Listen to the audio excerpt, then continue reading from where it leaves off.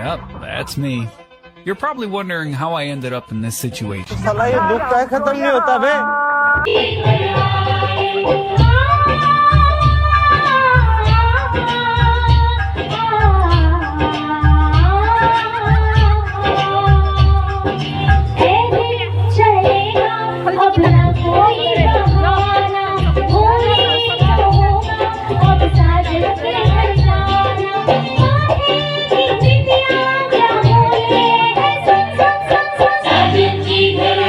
हा सोहळा आहे आनंदाचा, हा सोहळा आहे प्रेमाचा, हा सोहळा आहे जमणाऱ्या नवीन नात्याचा।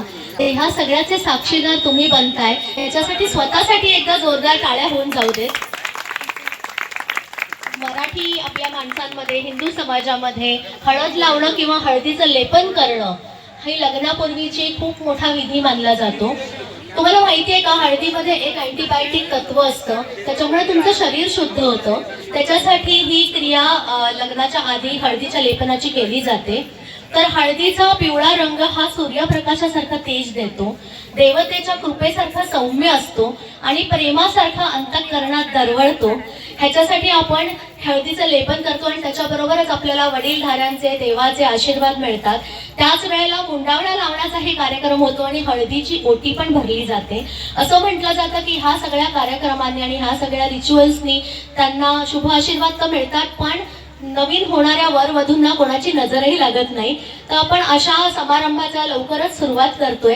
तर त्याच्या अगोदर आपल्या इथे ढोल ताशा पथक जे आहे त्यांना मी इथे येण्याचं आमंत्रण देते आणि त्यांनी वरवधूंचं आणि सर्व नातेवाईकांचं स्वागत जबरदस्त ढोल ताशा वाजवून करायचं आहे।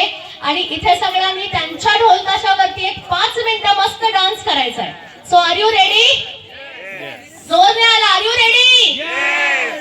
ओके, ते तयार आहेत? जे तयार आहेत डान्स करायला त्यांनी प्लीज मध्ये